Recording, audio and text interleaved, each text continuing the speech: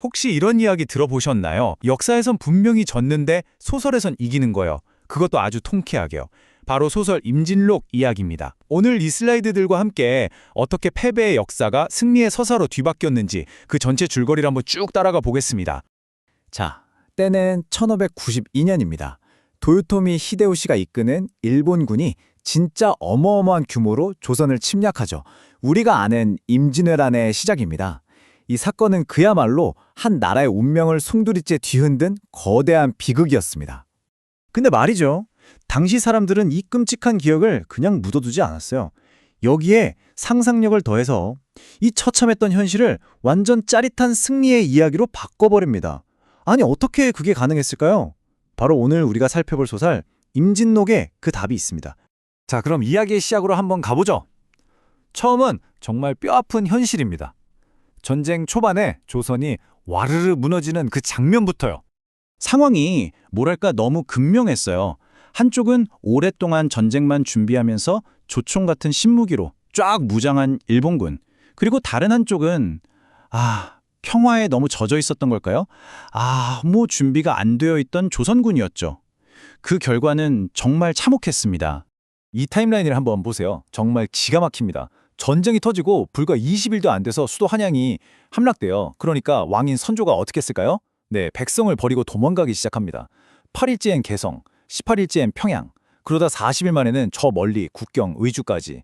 리더십이 그냥 증발해버린 거죠. 나라는 그렇게 순식간에 무너져 내렸습니다. 바로 이 지점에서 사람들이 정말 분통 터졌을 거예요. 왼쪽을 보면 왕이랑 지배층은 진짜 무능함의 끝을 보여주면서 도망가기 바빴죠. 근데 오른쪽을 보면 현장에서 목숨 걸고 싸우던 장수들은 정말 비극적인 최후를 맞이하거든요. 소설 임진록은 바로 이 답답한 현실, 이 분노에서부터 시작하는 겁니다. 하지만 여러분, 절망이 깊어질수록 희망의 불씨도 타오르는 법이잖아요. 나라가 버린 백성들 사이에서 진짜 영웅들이 나타나기 시작합니다. 와, 정말 면면이 화려하죠? 바다의 신 이순신 장군, 붉은 옷을 입고 번개처럼 나타났다는 곽재우 장군, 심지어 맨손으로 호랑이를 때려잡았다는 김응서 같은 전설적인 인물까지요. 그리고 이름도 없이 나라를 구하겠다고 일어선 수많은 의병들, 정말 사회 모든 곳에서 저항의 불길이 터져나온 거예요. 임진록이 대단한 건 바로 이 실제 영웅들의 이야기에다가 아주 강력한 상상력이라는 양념을 팍팍 쳤다는 점이에요. 그래서 이들의 활약이 그냥 대단한 수준이 아니라 거의 신화의 경주로 올라가 버리죠. 이제부터 이건 그냥 역사 기록이 아닌 거예요. 사람들의 간절한 바람이 담긴 서사시가 되는 겁니다. 자, 그 대표적인 예가 바로 김응서의 평양성 급습작전입니다. 밤에 혼자서 적진에 몰래 들어가요. 거기서 뜻을 함께하는 기생을 만나 동맹을 맺고요. 이 기생이 적장 막사에 있는 경보방울을 솜으로 몰래 막아버립니다. 소리가 안 나게요. 그리고 마침내 김응서가 적장에 목을 베죠. 근데 여기서 진짜 소설적인 장치가 터져요. 목이 잘린 적장이 잠시 더 싸우다가 쓰러졌다는 거예요. 와, 이게 뭘 의미하겠어요? 그의 무공이 상상을 초월할 정도였다. 이걸 보여주는 거죠. 자, 이제 이야기는 그냥 나라를 지키는 걸 넘어서 독자들이 정말 바랐던 통쾌한 복수극으로 넘어갑니다.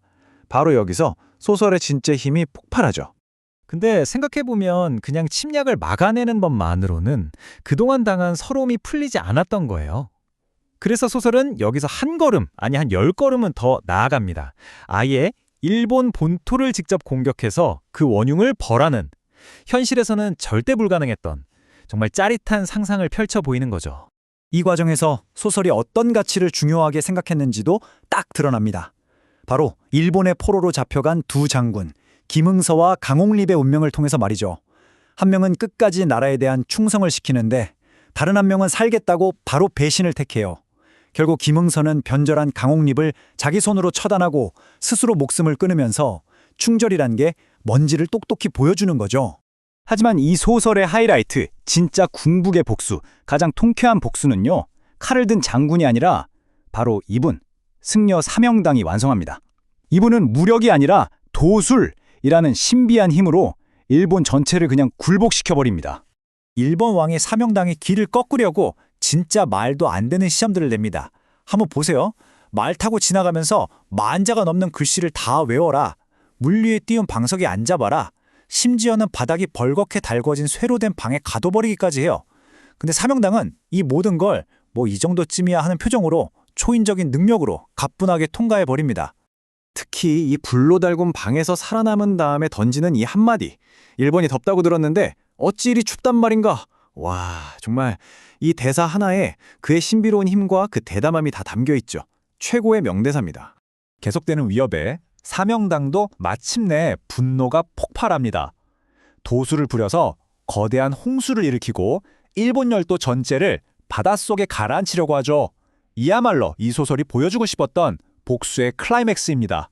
완전 겁에 질린 일본 왕이 이제 막 싹싹 빕니다. 제발 홍수를 멈춰달라고 매년 조공을 바치겠다고 약속하죠. 그 조공의 수가 바로 300이었습니다. 근데 그게 쌀 300석이나 비단 300필 같은 게 아니었어요. 바로 사람의 가죽 300장. 와, 좀 잔혹하죠? 하지만 이게 바로 전쟁이 남긴 그 끔찍한 상처에 대한 가장 원초적이면서도 상징적인 복수였던 겁니다. 자, 그렇다면 이렇게까지 환상적이고 때로는 좀 잔혹하게까지 한 이야기가 대체 왜 필요했던 걸까요? 여기에 임진록의 진짜 의미, 진짜 가치가 담겨 있습니다. 그 이유는 바로 심리적 보상이라는 말로 설명할 수 있어요. 이게 뭐냐면 현실에서 입은 상처나 패배감을 문학적인 상상력을 동원해서 통쾌한 승리로 확 바꿔버리는 거예요. 그걸 읽으면서 마음의 위안도 얻고 대리만족도 느끼는 거죠. 네, 바로 이겁니다. 이게 핵심이에요. 임진록은 역사를 기록하려고 쓴 책이 아니라는 거. 상처 입은 사람들의 마음을 치유하기 위한 이야기였다는 거죠. 소설 속에서라도 단 한 번만이라도 우리자 피해자가 아니라 당당한 승리자가 되어보고 싶다. 바로 그 시대 사람들의 간절한 염원이 만들어낸 결과물인 셈입니다. 이 오래된 소설이 오늘을 사는 우리에게도 질문을 하나 던지는 것 같아요. 패배를 승리의 이야기로 바꾸고 싶은 마음은 비단 옛날 사람들만의 것은 아닐 겁니다. 그렇다면 오늘날 여러분과 저는 과연 어떤 이야기를 통해 스스로를 위로하고 또 우리만의 승리를 만들어가고 있을까요?